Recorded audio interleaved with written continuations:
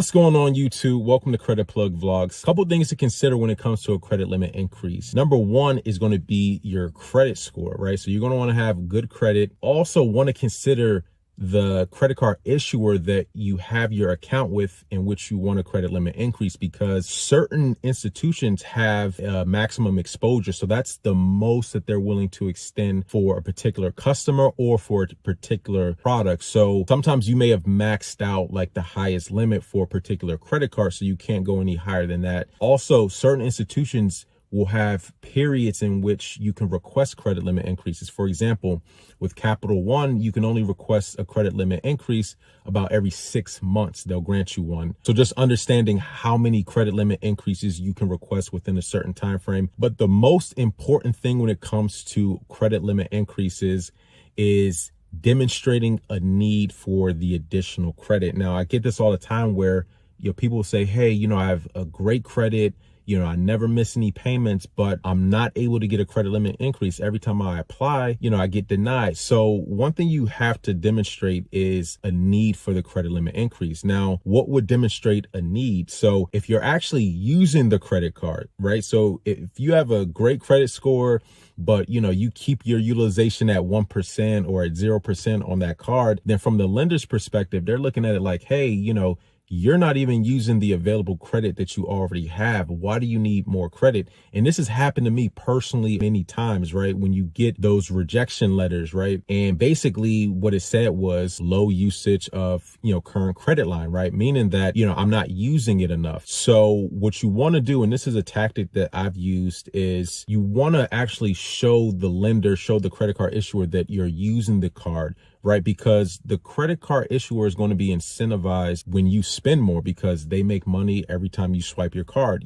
interchange transaction fees. So when you use your credit card at a particular store, the store owner is absorbing the transaction costs, right? This is called credit card interchange. So the bank or the credit card issuer and the payment network. So payment networks are Visa, MasterCard, Discover, and American Express. So these are payment networks. They just enable the facilitation of payments between different merchants, right? When you use your credit card, the credit card issuer, right, the bank, the underwriter, and the payment network are splitting that transaction fee. So that's how they make money. So the more you use your card, the more money they make. But it's not just you swiping your card. They want to make sure that you're a low risk. So there's two different credit profiles, right, in how people use their credit, right? You have transactors and then you have revolvers. It's a credit behavior or type of credit customer who uses their credit card, but they pay it off in full or they pay it down very low. Now, a revolver is someone who's going to charge up credit and revolve the balance over,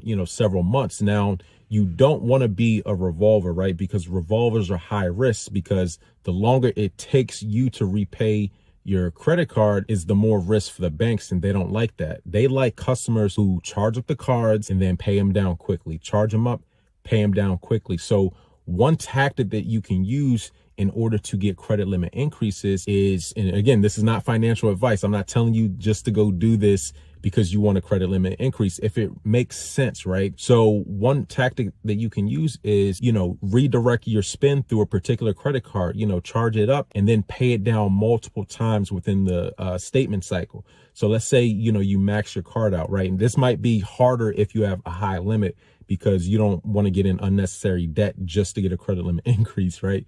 But let's say you have, a particular credit card and you're, charging it up and you're making multiple large payments within the same billing cycle. What that's conveying to the credit card issuer is that, hey, you're touching up against your limit multiple times, but you're also paying it down. So not only are you low risk, but you're also using a lot of the credit. So the way they may interpret that is that you need more credit. You don't have enough because you're charging up and paying down multiple times. So in order to avoid that, you're going to need a higher limit. So that's one tactic that you can use. And this has worked for me personally when, I'm charging up a credit card and I'm paying it down multiple times. And another key data point that you want to take attention to is, so on your detailed credit report, they have a data point that's referred to as high balance, right? So your high balance on your credit report for a particular credit card account, that's the highest reported balance ever on that account at that particular moment. Now, one thing you might want to do if you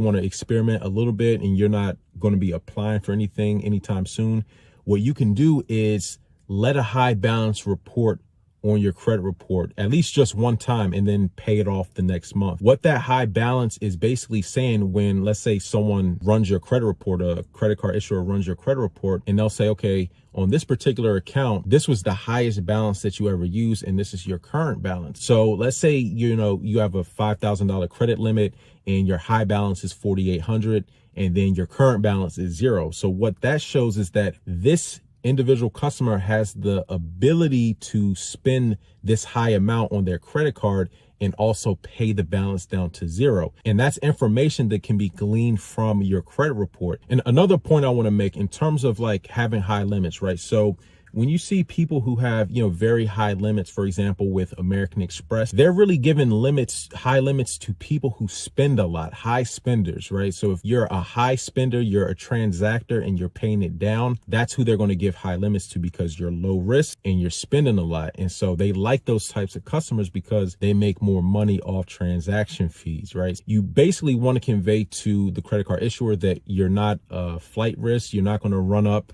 the balance and then not be able to pay. So they want to see that you're making multiple payments towards your balance, and then that you're using, frequent use of your credit cards, right? So if you're not using your credit cards frequently and you're trying to ask for credit limit increases, it may not always work. That's all I wanted to cover in today's video. Let me know your comments and questions in the comment section down below. And until next time, take it easy and we'll talk to you soon.